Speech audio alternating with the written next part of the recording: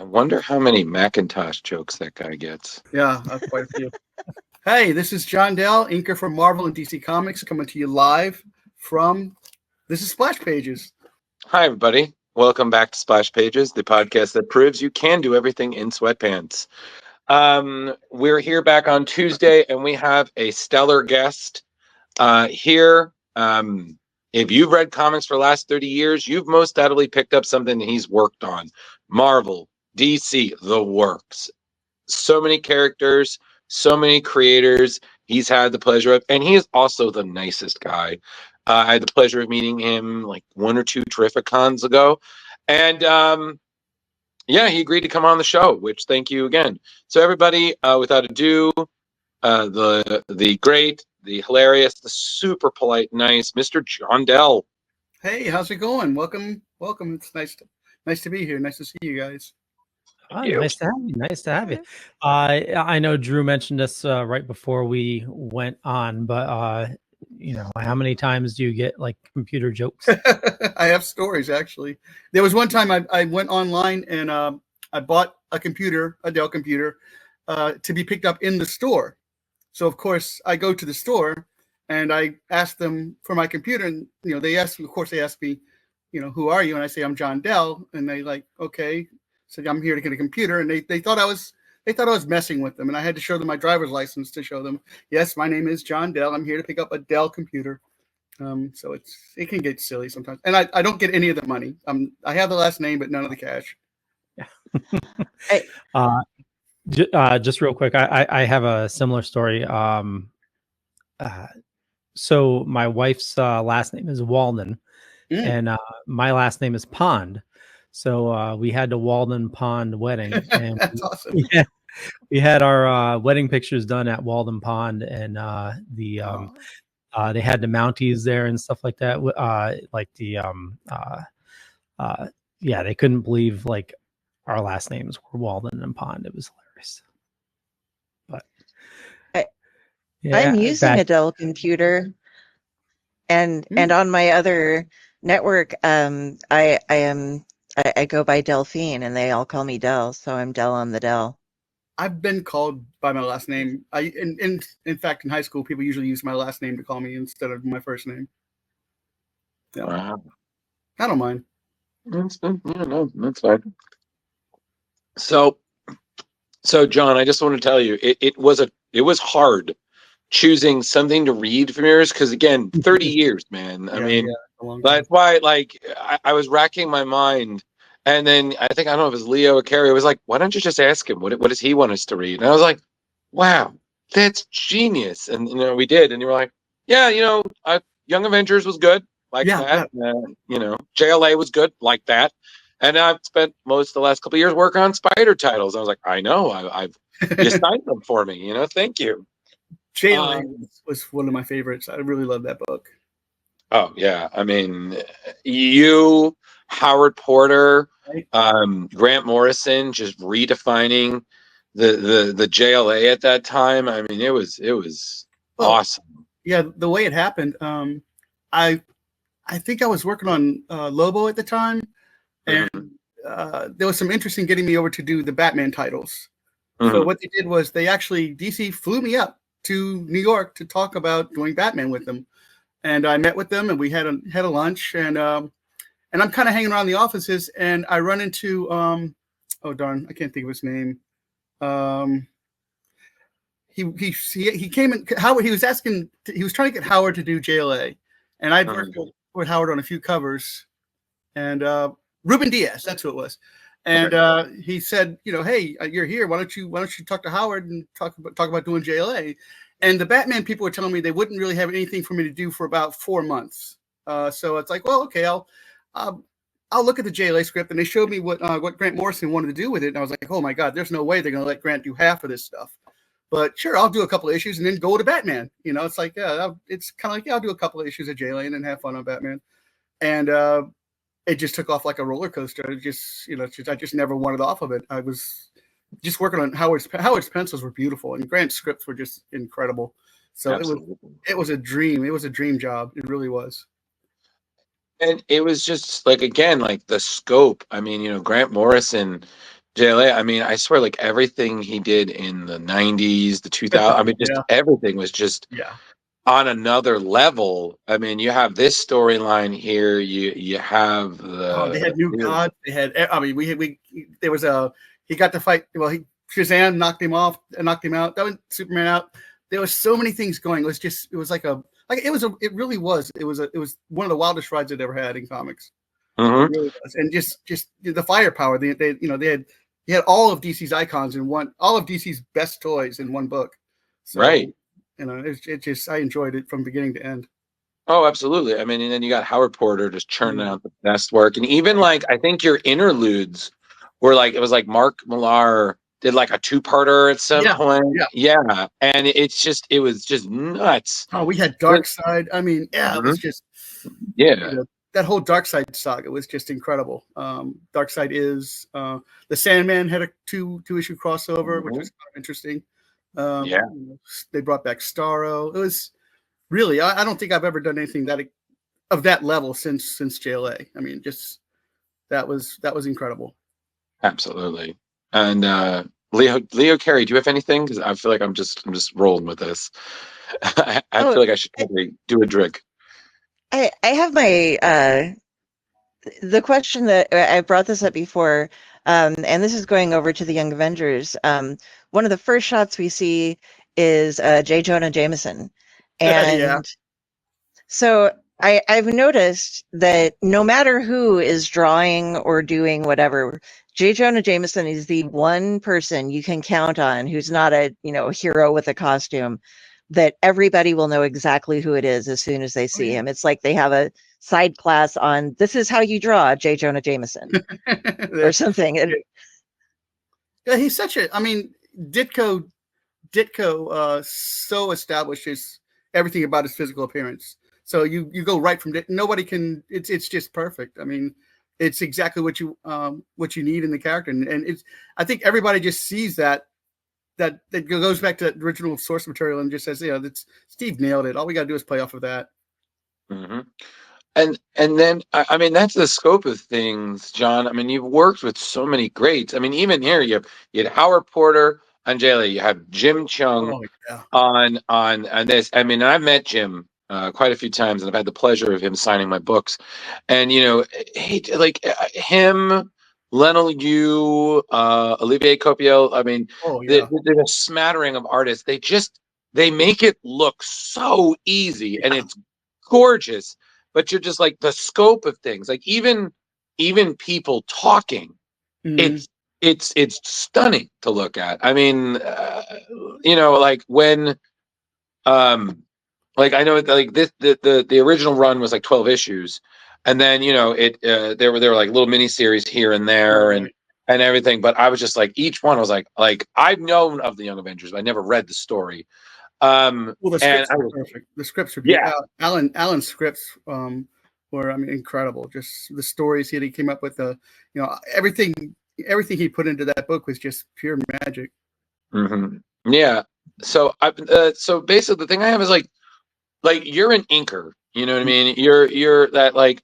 What's your approach? Like do you how to say this? Do you ask for the jobs? Do they come to you? Like what's like the go-to, like what's your process? Like is there one? Like, well, just what's your I guess what normally happens is a penciler will ask if a penciler is assigned a title, they'll give him a choice sometimes of inkers.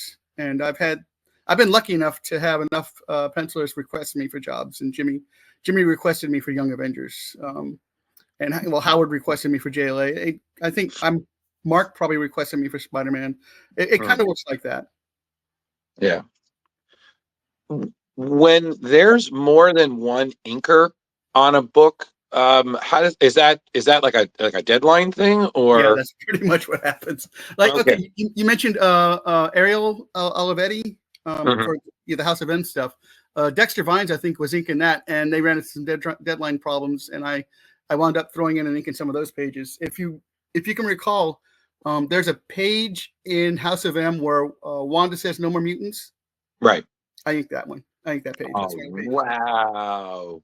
Yeah, that one's staying in my portfolio. She's just absolutely. It's just a gorgeous page. Do you ever like, with Olivier, because he said Ariel, and I was like, wait a second, but I was like, hold on.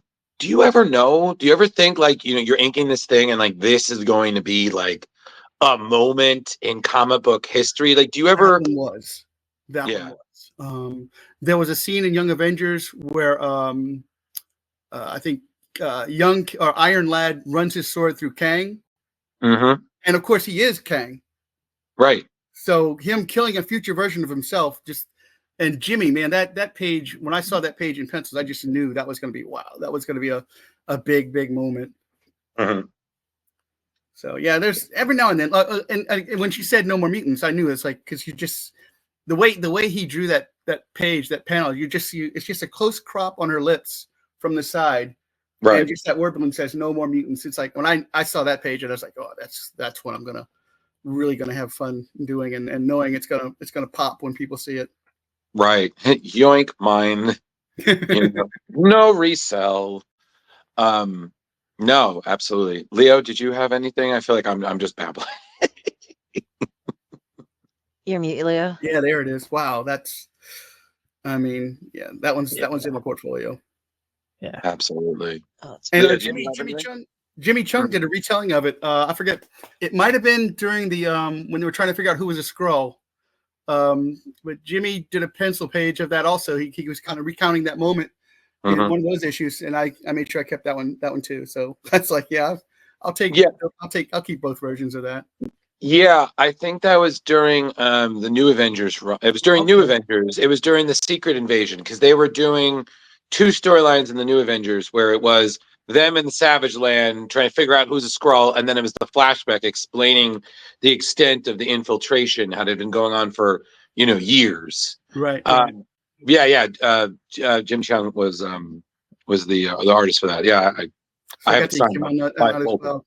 I've worked with Jim on a lot of things. He's actually one of my favorite pencils to work with.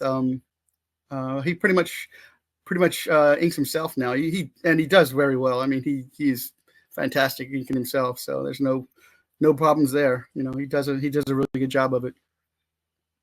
So looking at JLA and as opposed to New Avengers or Young Avengers. Yeah.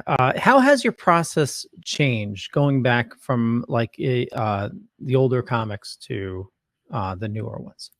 When I first broke into DC and Marvel, of course there was lettering on the pages. I kind of like that. And I'll tell you why, because sometimes when I'm inking a page that's not lettered, there's a whole bunch of background, like little intricate things in the background, machinery, leaves, whatever stuff.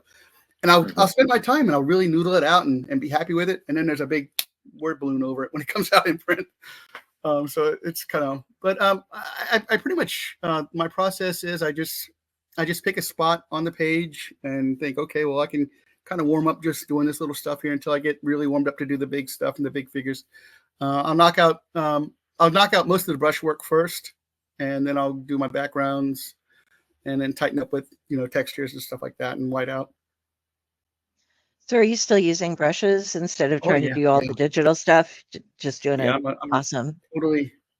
Totally analog. There it is. Nice. Wow. I appreciate that. That's very cool. I'm just not technically inclined to do anything with a computer. I'm barely able to do this. So there you go. So, and then on top of it, I mean, you've been doing this for like 30 plus years. You've seen comics evolve. I mean, I'm sure you remember cons used to be like, like to the flea markets and strip malls. And then there's things like Terrific Con where you have lines of people with, ranging from 4, like, how I managed to stack the books. So what's that been like? You've watched it grow. You've watched things rise and fall, and you're still there. You're a constant. Yeah. So. I guess I started going to cons back in '83 or '84. I was still in high school. And, it was like you said. It was like usually it was like a hotel had a ballroom, and it was just that, and it was intimate. It was close. You got to really talk to the artists and got to hang out. I started talking to artists and showing my samples. But like I said, now it's grown so big. It's almost more of a what celebrities are going to be at the show besides artists, and the lines, like you said, are crazy. I think one thing I've noticed though is I can remember when I was going to shows and trying to break in and meeting editors and artists, there was always at least a dozen, even more, a dozen or so people that had portfolios to show off because they were trying to get into comics, So you'd always bump into people with portfolios and make friends and stuff. Jamal Igle was one I met. We kind of hit it off. We've been friends. Great guy. Now it's like I'll go 3 days and not see a single portfolio. It's kind of disappointing. Aww. But I mean, I still love going to shows. I still love meeting people. I don't mind signing the books. I don't mind doing the sketches. It's fun. It gets me out of my house for one thing, because I'm trapped here all day sometimes. So if I can get out and be social, I enjoy it. Well, and that's something I just wanted to also say thank you, because I'm the one that's sometimes reaching out to our guests a lot, and sometimes like I have to restrain my fanboy-iness, because I'm like, I know who you are. This is great. Oh my God, I have so much. I have to restrain that because I'm like that too. Still, I'm still like that. Yeah. So I get to squee. It's allowed because I'm a girl with a squirrel. So I'm like, you're on the show. I was like when I was just at that show where I met you, Terrificon. Yes. Okay. Here's me being a fanboy. I got to ink John Romita Jr. on some Electra covers. Wow. They were blue lines, but it's still, I'm inking John Romita Jr. And that's like, for me, reading Iron Man with Bob Layton and him way long ago, I was big into, I love John Romita. I was too afraid to get him to sign the cover for me. So I gave the cover to somebody else to go get him to sign it for me. It's like, here's $20. Ask John if he'll sign this for me. Because I didn't want to geek out in front of John Romita Jr. So, and he did. He signed it for me, which was nice. Yeah. I mean, it's just, like I said, John, it was just like, it's just one of those, like, it's so, I think it's sometimes so easy to put you guys on that pedestal. And, you're just like, they're normal people like you. They need water. Yeah. They have to stretch their legs. They get distracted. They also love things that you might also love, and you could talk about and make them laugh. I mean, you can ask Leo and Carrie here.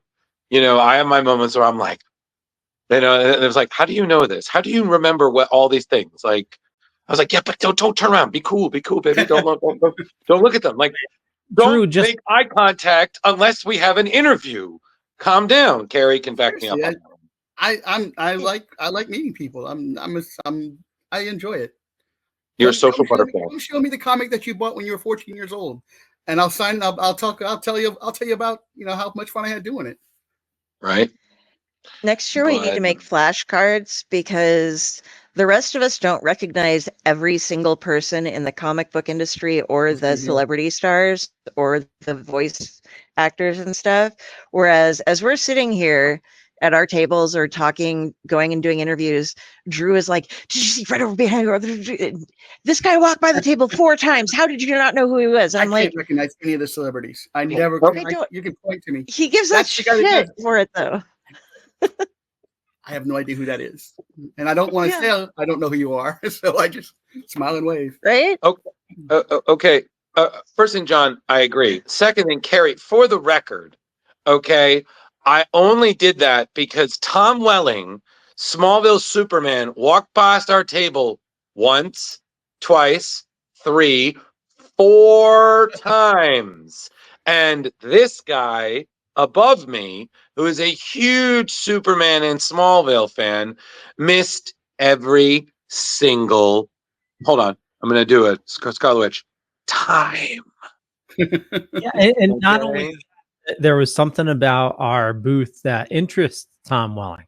Like, he walked by staring us down. Like, and I missed it every single time. I'm a huge Tom Welling fan, huge Smallville fan, huge Superman fan. Yeah. Every time. Yeah. But Carrie, one thing we forget is, this encyclopedic knowledge of comics, that's Drew's superpower. This is true. I honestly can't remember a lot of the things I've done. I get surprised. Someone will bring something up to me and they'll say, "Did you do this?" And I'm like, I honestly don't remember. But I'll look through it and I'll say, "Oh yeah, okay, this is me." And my name's in the credits. Yeah, I did that. So it's nice to see those things that I don't remember and kind of reintroduces me to things, and I like that. Well, John, I listen. First thing, I'm always about those odd references because, like you said, it's just like, oh wow, hey, cool. But Leo, again, the person I always aspired to be is the late great Mark Gruenwald, who was the Marvel encyclopedia. Man knew everything. So, that is where I aspire. So if it helps us get further, sure. Whatever floats your flipping boat, my man. Or flips your boat on the pond, my man. Floats, flips, flies. We've got a question popped up here. No Name Collects says, "Love your work, John. Was wondering if you had any art tips." I will tell you that if you're going to want to be in comics, it's a good idea to focus on one of the things that you enjoy. If you want to be a penciler, focus on penciling. Don't ink your stuff. If you want to be an inker, find pencils online, print them out, ink them. And really, I would say there's no way to work. There's no hard and fast rule to drawing comics. It's just as long as what you're doing is expressive, is articulate, is if you have something to say with a pencil and you have the ability to do it, then there's no reason why you shouldn't. Right. When I was breaking into comics, you had Marvel and you had DC. That was it. And then nowadays with online comics, and GoFundMe's, the sky's the limit in what you can do. You don't even have to be the best artist or writer in the world. You can still print it, and you can still get people that will like it and look at it. It's wide open now. Right.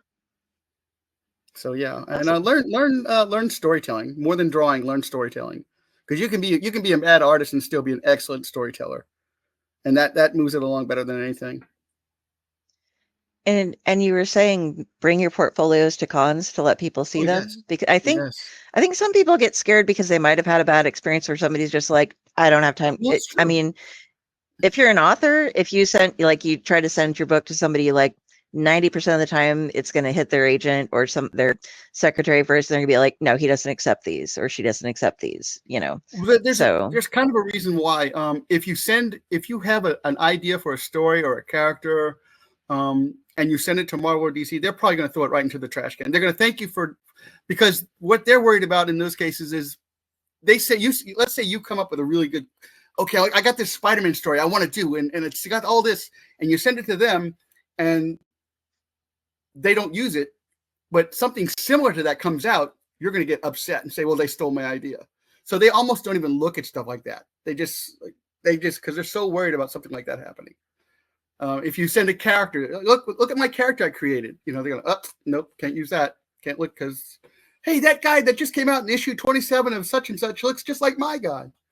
So they won't even look at it. But if you're gonna send samples and tryouts, use their established characters, and don't try to do like, I got this mega idea.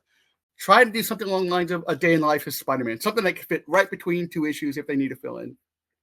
So yeah, and try to keep it average is what I'm telling you, because they're gonna if they're gonna come to a point where they need somebody and need something, they're not gonna look for a blockbuster in between two storylines.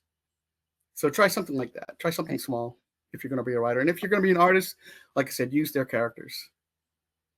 Don't send yours. Fair enough. That's great advice. Yeah. Yeah, I got some stories. I'll give you a call later. She's like, she's not lying. She's not. No, I would not joke about that, Carrie. But John, how did it start? Like comics, like, was there a moment that just hooked you? And then the second question to that is, what was your first project on comics? Like, what was your in? Okay. I guess I have images in my head of John Buscema's Silver Surfers, and wow. some Avengers stuff that I was buying. Jack Kirby's. I used to they used to do the Jack Kirby reprints. That stuff blew me away. For Fantastic Four, and there's like a few splash pages and images that are stuck. Superman versus Muhammad Ali. I bought that off the Superman versus Spider-Man. Those I remember seeing. Going up to the 7-Eleven and going, "Oh my God, I got it!" Begging mom for $2 in the '70s to buy a big comic book was really easy. And I remember I was always trying to draw that. I used to like if I had a comic cover I like, I would try and copy it onto my school notebook cover. So like math would be a ROM cover. Nice. And I guess a friend of mine living in Pensacola, I ran into a guy, Mark Probst, and we were putting a fanzine out in Florida. And at that time, I think we had heard Bill Black was really starting up his company, his Americomics, AC Comics. It was one of those. So we thought, okay, we'll go down, because hey, we want to get into comics. We'll go down and interview we're in Florida. Let's go visit a Florida comic company and interview them for an issue of our fanzine. And he kind of started giving Mark work, and then I remember I was at a convention one time, and I'm sitting there with my brush and my ink, and I'm just doing something by myself. And Mark took Bill Black took a picture from Rick Levin's of the Shades, and he said, "Here, kid, ink this, and if you do a good job, I'll give you some pages." And I did, and I got some pages, and that was pretty much what kicked it off for me. Wow. Nice. Did the independents for a while. Did some stuff for Southern Nights, helping Mark on backgrounds because we were kind of rooming at the time. And then Speed Racer for a while, Racer X, and then I kind of fell out of comics. Actually, I got married, and I was working at Mervyn's selling shoes in the men's department, and I had an incident with a customer that kind of said, "Okay, I don't need to do this anymore." And I called up Joe Phillips, who I'd inked on Speed Racer. I said, "Man, you got to help me. I can't do this anymore. I need to get back into comics." So he said, "Okay, well, coincidentally, I'm working on a series called Timberwolf, and Al Gordon is writing it and inking it, and I'm penciling it, and he broke his hand, so he can't ink it. Come down to Gaijin and do a panel. We'll see how it works." And I did, and he faxed it to the editor, and the editor said, "Okay, well, he doesn't suck. Give him the pages." And that was my in with DC Comics. So, and so that I've been pretty much working since. That's amazing. That's a happy accident. I mean, I'm sorry that it happened to him, but I'm happy for you that everything worked out. Yeah, he's a terrific inker. I mean, I'm totally in respect of his stuff. So it was fortunate for me.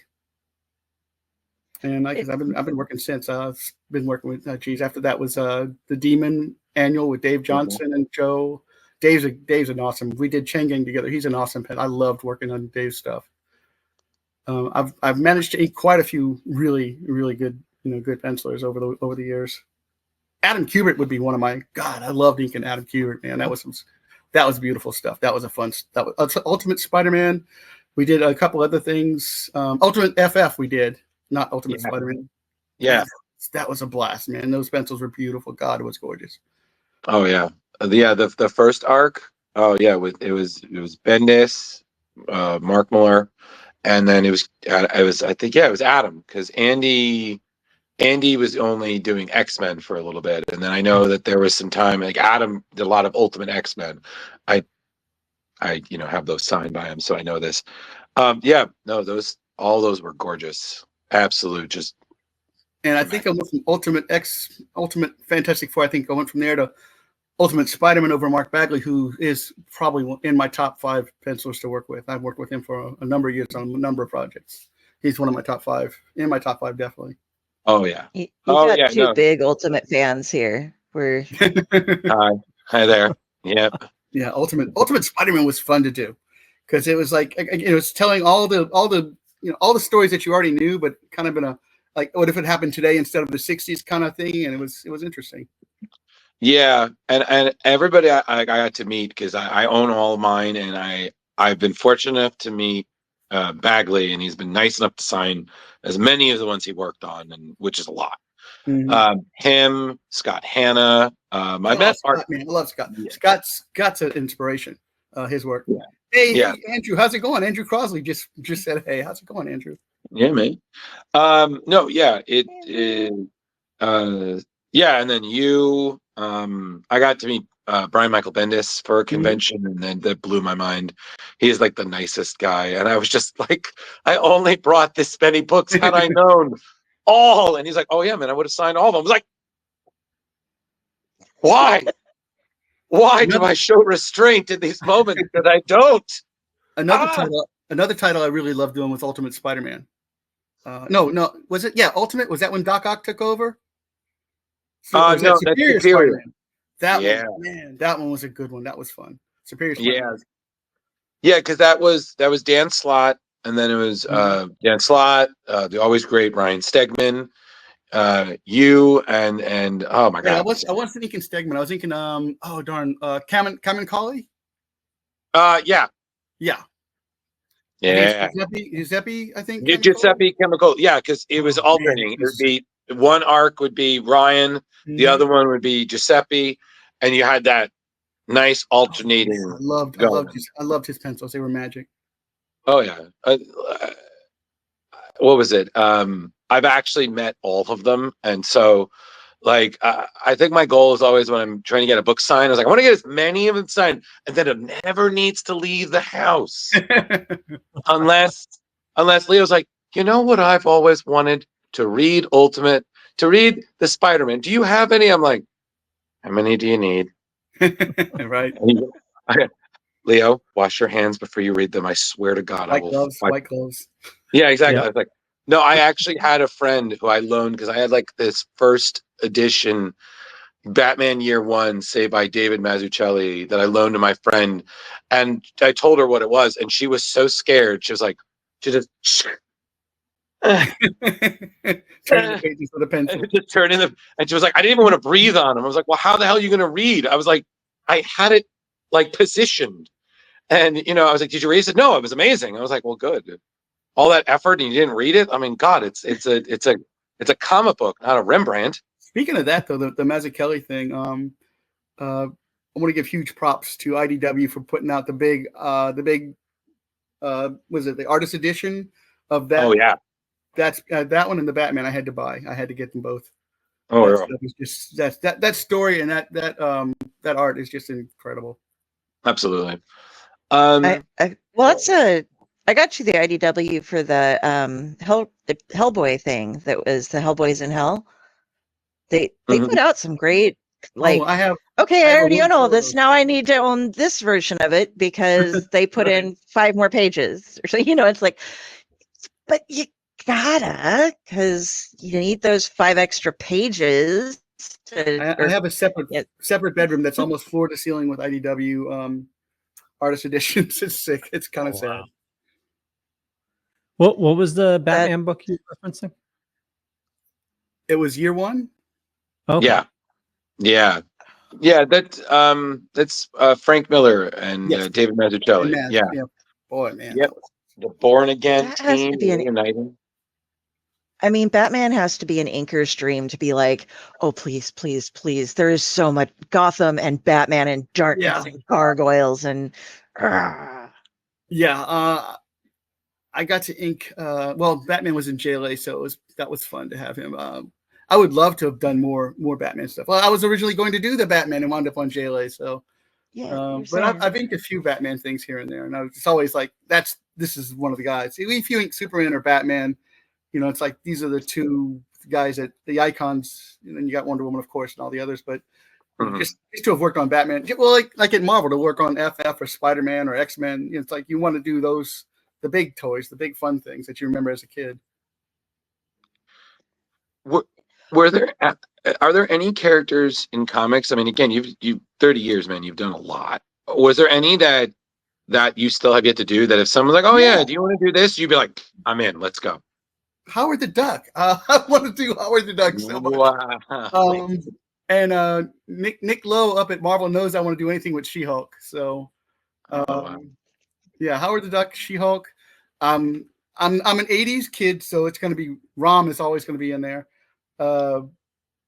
Micronauts, so that would be fun. Things like, but yeah, Howard the Duck. I would love to do something with Howard the Duck.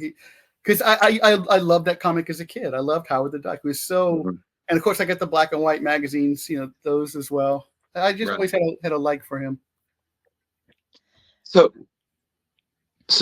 another thing I love hearing is that, ever since we've been doing this, I love hearing about when you guys are like hanging out after a con, going for drinks, getting dinner, the shenanigans and such, because again, you guys need to eat and drink like the rest of us. And Leo and Carrie can back up that we get some pretty crazy stories, and we're just, me and them and all of our friends, we're just a bunch of podcasters eating pizza, and shit get crazy. So now I was like, can you imagine comic creators at a bar drinking?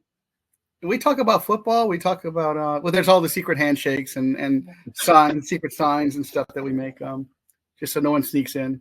No, we'll talk about like stories that mostly we'll talk about things that we liked as kids, toys that we have, things that we stories we'd like to do, stuff like that. Are you a part of the secret tiki club? I need to know. Oh man. Oh God, not that again. Oh, okay. No. We do have another question though.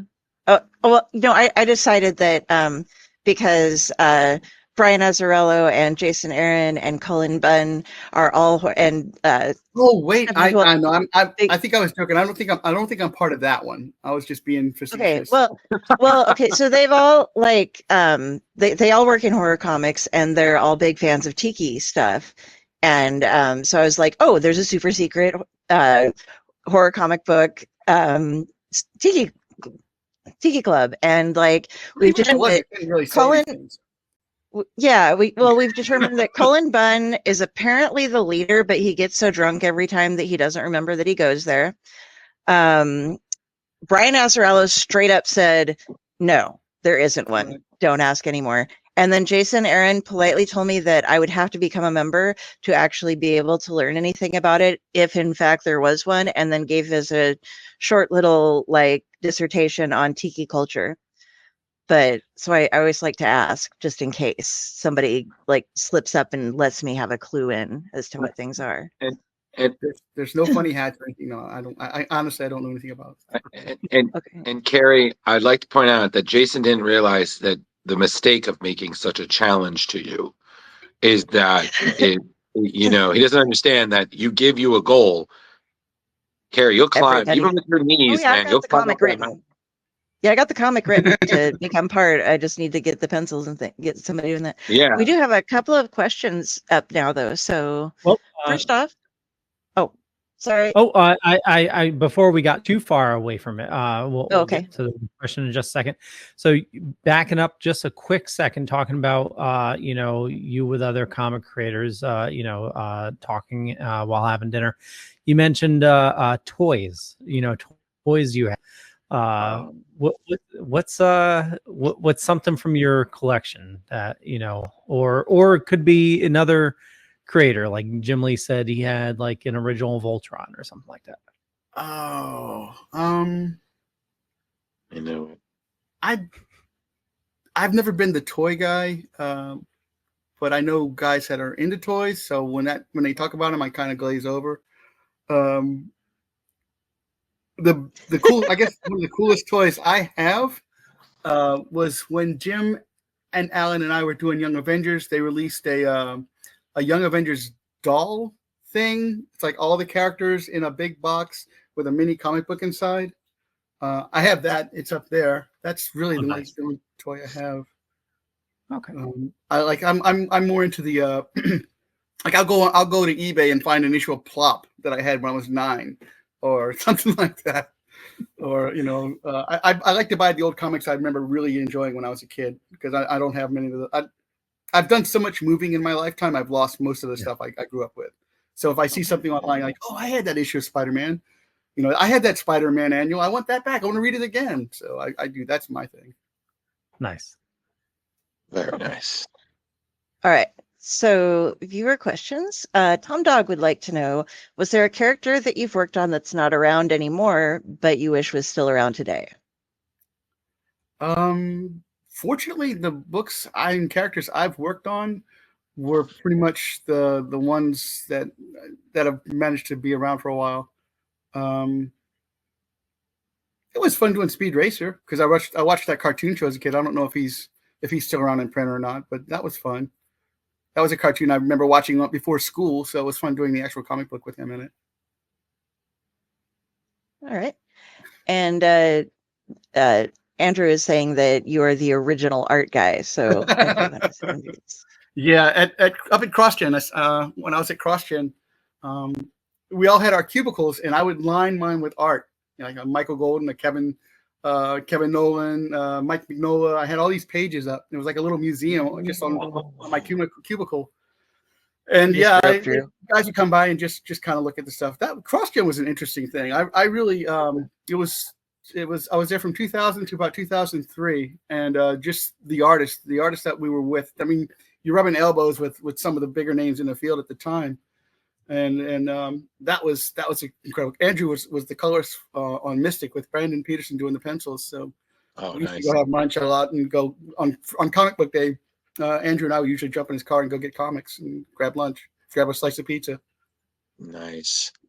There's just something about comics and pizza that just somehow synonymous. Oh, and it was a big New York style pizza, man. There was like this place that it was like the inside looked like a subway car, like you were sitting in a New York subway car, and they sold pizza by the slice. It was these giant pans of pizza, and literally one slice was just massive, and that's all you needed was a slice of pizza. Boom. And that was comic book day. Nice. Okay, so voom. First time I saw John's work was AC Comic Books. What was it like working with Bill Black and AC, and what do you think of them being the only ones of those? What do you think of them being the only one of those early independent publishers still going? First off, I'll just say Bill Black is an incredible person. I'm fortunate to have met him, and he did give me my first job in comics, and he pretty much said, "Here, kid, I'm willing to let you learn how to ink on my pages." And you know, I probably at that time blew more deadlines than I should have, but I was in that learning stage, and I'm glad Bill still puts. I love him to death. I mean, I don't see him that often. Maybe like I don't think I've seen him in years, but yeah, Bill, if you're watching, I want you to know I really appreciate everything you did for me, and I love you a lot. Oh, this is a sincere moment, man. Man, so much emotion here. I need no, John, keep talking. I need a drink. Okay. Yeah. Also, I used on Bill. When I was working for Bill Black, I worked on Billy Maramon, who I really liked. Rick Levins, who's passed away. Yeah, he had a lot of. I think I met John Beatty through Bill Black because it was at the same show where I first met Bill Black. I met John Beatty, and John was like, meeting John Beatty was just incredible because I think he was just off Captain America, probably doing the Punisher limited series over Mike Zeck, and he had he was such an inspiration looking at his work, and we just kind of clicked and got along really well. Yeah, John's someone I really like a lot. I care about him a lot. He was a big help when I was first starting to make the rounds and break into comics and stuff. Yeah, Bill was a good time. Are there specific types of art? Like I'm focusing right now. Are you familiar with Trencher from Image Comics? Yeah, that was the Keith Giffen. Yeah. Yeah. That to me, I got to ink Keith Giffen a few times. That was incredible. Oh, nice. Okay, I was curious about Trencher because it is the weirdest comic, and the art, but the artwork, it's hard to see on the page, like what's a person, what's a building, what's the background, because it's all so thrown together. I think it was Keith drew it and wrote it, but would something like that, is that really hard to ink if you have somebody drawing? How much do you change things, or do you ever get the point where you're like, this actually needs to be seen, or do you just go with what they did? Remembering Trencher, because I remember seeing it when it was coming out. The only thing I would actually worry about if I was inking that would be separating foreground from background, because his style was so. He had exactly what he wanted to put on the page in his head. Keith was amazing. I just real quick, when I visited CrossGen, Jason Pearson was penciling Legion at the time from Keith Giffen's layouts, and Keith Giffen's layouts looked like a little miniature comic book. It's like he had the word balloons, he had the figures, and all Jason had to do was translate that onto the page. It was just like, Keith was just amazing. He was incredibly gifted, and with what he could do. And I did ink him on a it was a Legion annual with the Emerald, I think it was Emerald Queen or something like that. I loved his pencils. They were so pretty, so pretty. And like all I really had to do when I inked him was worry about keeping foreground separate from background. Everything else was there. Yeah, I always wonder with like the fine lines and stuff versus when you have the big areas where you can put a lot of inking and stuff in, instead of just like you're basically filling out the outlines and the color is going to go in. You're just darkening and thickening up a little bit here or there. My job, how much control you have over what happens. Yeah, it depends on the pencil. Like my job as an inker is to basically make things clear. You'd get a guy like Steve McNiven or Jimmy Chung or Brandon Peterson, and they pretty much have their vision solid. It's like just basically ink what they put down. It works. You don't need to mess with it. Maybe if you have to beef up some contours here and there for separation, maybe use a white line. Make sure there's nothing touching that shouldn't be touching. Make sure everything's clear for the colors. That's my job, not to confuse the colors on those guys. And then I get a guy like Mark Bagley, and he's giving me pretty much what old Marvel pencils would have looked like. It's he's giving me all the information I need, but he's not saying follow my line exactly. He's letting me say he's I guess he had enough faith in my inks to let me kind of bring something to it. So it was a good. He left me enough rope to either hang myself or make him look really good, and I tried my best to make him look really good. And then another, if I can just keep going, if people give me one, this is my last one, I think. You were talking earlier about how people would take over. You get this beautiful page going, and then the letterer comes in and goes over it. And the only letterer that we've really spoken with was Rob Lee, who, oh my God, I love Rob Lee's lettering. But as far as we didn't totally get into it with every one of them, as we've only spoken with him about it. When they do the lettering, do you get involved with that sometimes with the inking of the lettering? If I'm making sense, when they have the big sounds like the kabooms. Yeah, like Adam Kubert will draw the sound effects on the page. So I'll do those and I think he does that specifically because comic books aren't lettered on the page anymore. They're lettered digitally. So Dave Johnson would. I remember seeing his pencils when he was doing Super Patriot, and he is so creative with his lettering because he like he'll just have like these kaboom, kaboom, kaboom, kaboom, and he letters it out, and it becomes part of the panel. It's like when something's happening, the sound effect actually reflects what's going. He incorporates the big sound effect into the actual panel. He's real good at that. Bill Oakley, I remember when I was working on Lobo, he was the letterer, and he hand lettered everything, and he was again, rest in peace, Bill Oakley. He was really good, and his titles and his signs and all that were brilliant. His lettering was incredible.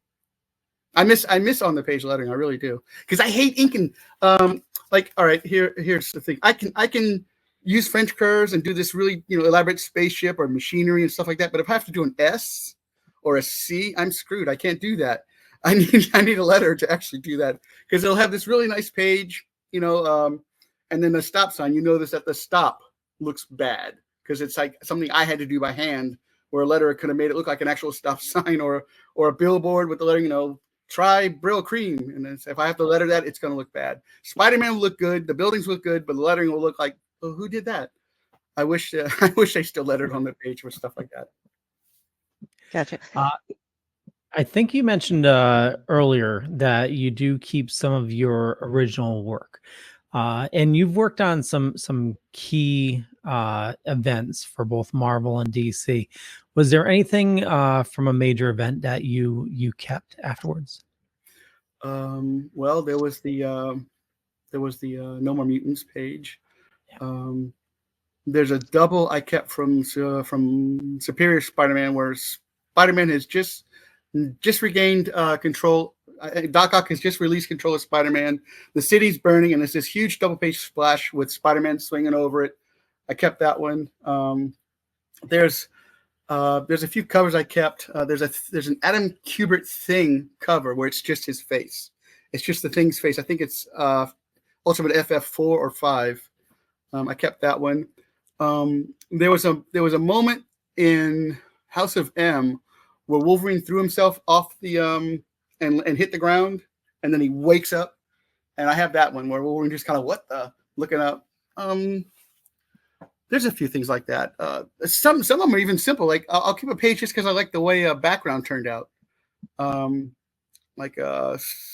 Immonen did when I was at CrossGen, he did an issue. Stuart Immonen did a fill-in issue on Sojourn, and there's this scene with just the two characters riding on horses down this little grassy valley, and there's like what looks like an inn off to the left. And it's like I just loved how quiet and pretty that looks. So I kept that one.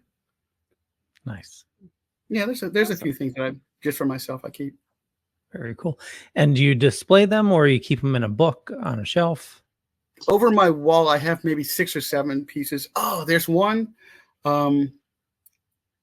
It was Steve McNiven was asked to do a Marvel poster for one of the New York shows, and it's giant. I mean, this thing it's if you can imagine 4 comic book art pages stuck together but it's just on one single board, which one complete board. It's got Thor, Iron Man, Hulk, and Captain America. Mm-hmm. And there's the Jacob Javits Center or something, something in the background. Maybe it's Grand Central Station, and it's massive and it's gorgeous, and it's his. It's on my wall, but it's like it's so expensive to send it back to Canada. He's just like, hold on to it until I can really, until he really wants it. So it's hanging on my wall, but that's that thing I love. I love looking at that one. Nice. I'm still waiting until I can find a job in which I can save and I can start buying some original art, because like when you were talking about your collection, like you mentioned a Mike Mignola, and I'm like, yeah, this one I bought. I remember I bought this. It was when the Hellboy series had just started, and you're gonna probably recognize the image. They were selling his pages for like $200 a piece, and it was this one where Hellboy is getting up, and then these tentacles come up through the floor and pulling back down through the floor. I bought that page, and that was hanging on my wall. I wish I hadn't sold it. I went to this kind of madness of acquiring Michael Golden art. So I basically was selling all my art and all my pages to get as much Michael Golden as I could, and I wound up with a Wolverine 8 or 10 page story that he penciled and inked himself that Larry Hama inked, and that's like the prize of my collection right now. I can't afford. If I can trade art for a page that I want, then that for me is if I sell art, that money goes into like groceries and rent. But if I can trade a page, trade a few pages up, I'll do that instead. I can't afford it. Do you do any sketchbook type of things? Where I know there's a lot of artists that have been going out and they'll just give like, "Hey, I'm doing a sketchbook," but if you like my art and you want to get some of the best of the artwork instead of just going through the stories and stuff. Here's stuff, yeah. But I don't unless if I was maybe actually drawing the things and making like, because it would just be me with here's an Adam Kubert poster cover and a Jimmy Chung cover. It's like that's not really the art of John Dell. That's the tracing of John Dell. So it's not quite the same. But I've done a few prints and done a few drawings myself that I make prints of. Okay. Or if you're included in somebody else's sketchbook where they had you do the ink and then that's probably. I don't mind doing covers, and I mean it shows I do sketches, I do head sketches and stuff like that. Next thing for me to do it. Terrific. Did we have did any other questions? People have been commenting in, and I'm like, this is nice. Like normally it's just Tom Dog, but I'm like, oh, they're here. Yeah. Thank you. And Andrew's weighing in here and there, talking about pizza. And he colored one of the issues you're talking about. Yeah. We did I know for one of the things we did with Mystic, Ron Mars was writing it, and he wanted the character Giselle of Mystic to go into a bar and cram in as many as many magical characters from other companies as we could. So he did. He stuck in the Seven Dwarfs. He stuck in, all these Doctor Strange, all these other characters, from Marvel and DC and all over the place. And I don't know why Brando, he put Harry Potter and drew Harry Potter into the background. And this is before Harry Potter. I don't even know if the movie was out, or maybe the first movie was. It might actually have been before the movie came out. Mm-hmm. Because it's a Harry Potter that doesn't look like the actor who portrayed Harry Potter. Right, Daniel Radcliffe. Right. So it's Harry Potter's first appearance in comics, and then when we did the trade, we had to disguise the character. We couldn't. When he did a collection of those stories, they would make sure it didn't look like Harry Potter anymore. And they also did a couple of makeup changes on those. Yeah, Andrew's like, yeah, cease and desist. We got a cease and desist for that one. So it's out in stores for Harry Potter's first comic book appearance is Mystic, I think, number 5. Hey, little bit for us. Get up that resell. So yeah, those I think they would have liked us to have destroyed those issues, put it that way. But they were already out on the stands. Well, we better hop on eBay, see if we can find yeah, right. Wanted to blur out all the faces like on the news, but was vetoed. Andrew was the voice of reason. It's like, we're going to get hit for this. Like, let's see what happens. I don't care. It's Mark Alessi's money. I'm not bothered. I get paid to do it either way. There you go. Yeah. You go. I know we are coming up on time, but I wanted to make sure we get all the questions in. I was going to ask, since you've been in the industry for about 30 years now, how do you feel the health of the industry is now? Like as a buyer, going to, my LCS, it seems like we're getting like a resurgence of like the 90s. You're getting a lot of variant covers, a lot of comics being released, but it seems healthier than the 90s were. Like the 90s, we people were prospecting, buying comics and stuff like that. Now it seems like actually buying cases of comics. Yep. If everybody has 100 copies of in mint condition bagged of one, it's never going to be rare. I mean, forget that. Yeah, I got 42 issues of X-Men #1 in my closet right now. You got another one? Leo. Come on, man. You had 41 when I joined the show, so something has changed, Leo. I think I still believe that comics are a disposable medium. I think it's best thought of that way. I think it's healthier. I think the prices are I think comics cost too much to buy. I don't know if it's because of the printing, the paper they're using. I honestly wish that if a comic I did came out could actually smell like an old comic. You know that old comic book smell? Oh yeah. But they never will. It's all that slick paper. I wish comics were still simpler. I wish you could still. I mean, look, when I was a kid, we took our stacks of comics into the park and we traded them with each other. It's like, oh, I'll trade you my issue of Superman for your issue of Spider-Man. And I kind of wish it was like that. But I do, on the whole, think that it's healthier than it was definitely in the 90s. In the 90s, it seemed like they were going to drop out because of all the speculator boom and people buying, multiple copies and then trying to sell them a month later and realize that they weren't worth half of what they paid for them.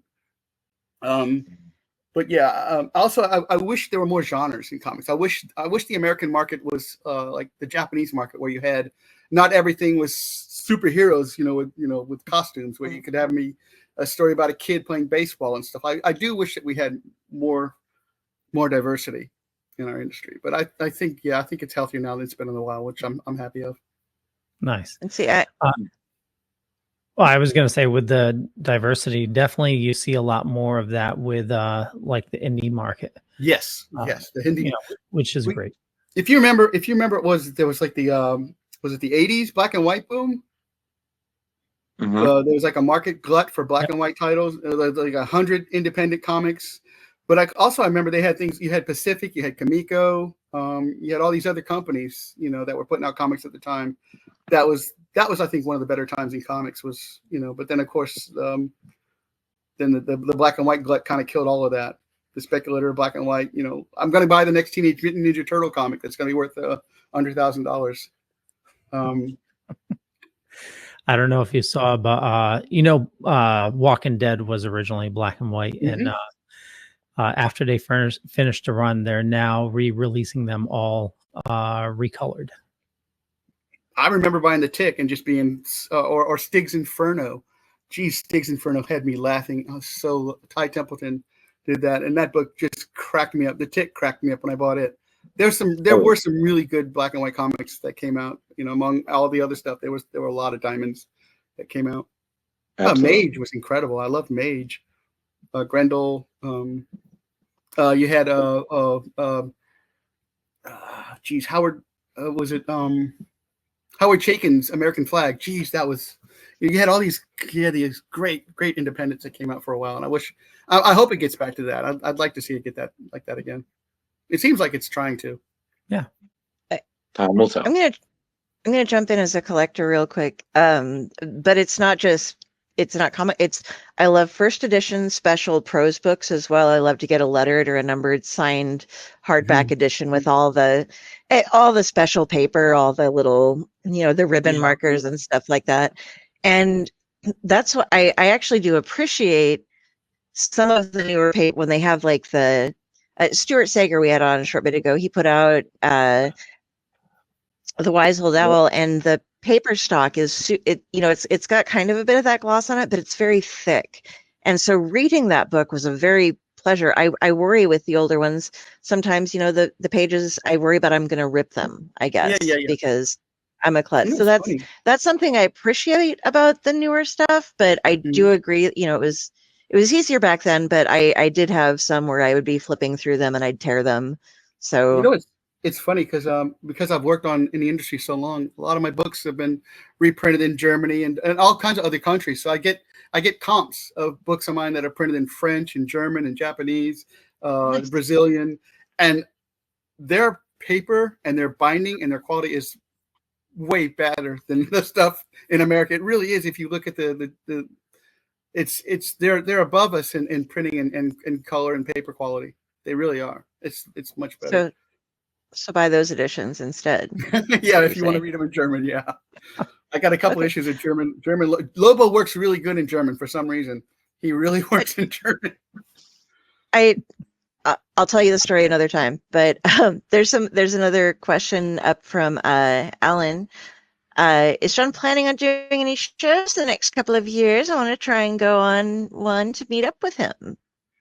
Talk to the person that is in your city that puts on shows, because I will go to any show where they invite me. But normally I stick to I do Pensacon. It's down in Florida because it's about a 2-hour ride. So I drive down there and do that every year. That's really about the only shows I go to. Unless I was just in Tampa. They contacted me from Tampa, asked if I'd like to go. It's like, yeah, I'd love to. I'll go to any show. I love it. I like getting out of my house. I like meeting people. I like doing that. He does. He's good at it. I've been there.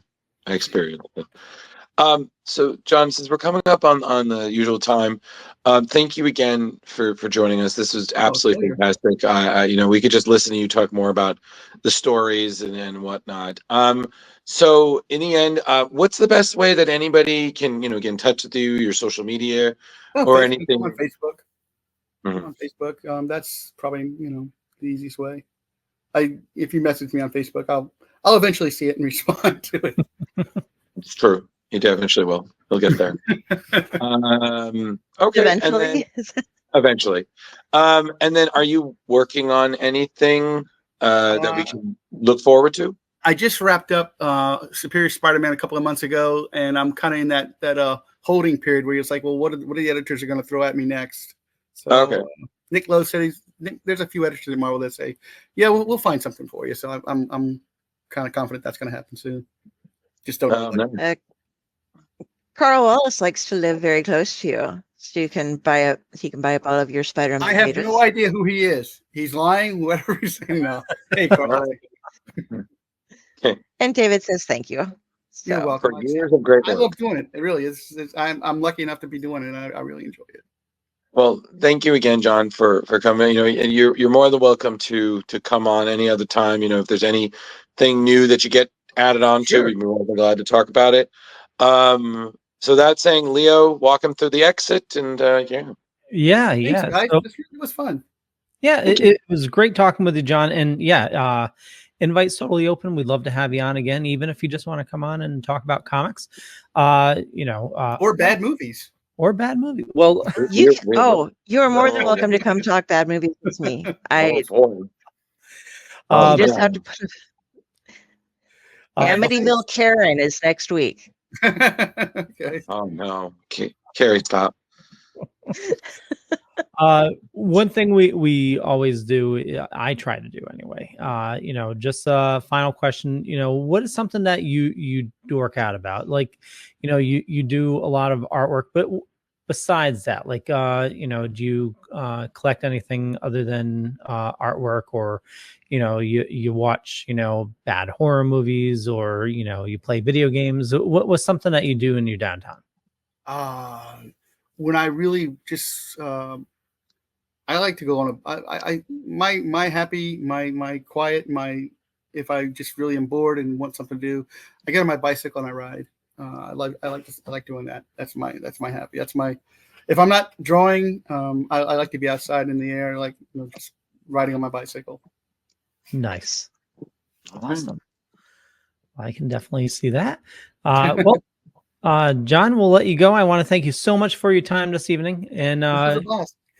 Leo, Drew, yes, and Carrie, this was a blast. I really enjoyed it. Thank you. I loved having you, sir. Hope I see you at another show. Oh yeah. Oh, that's happening.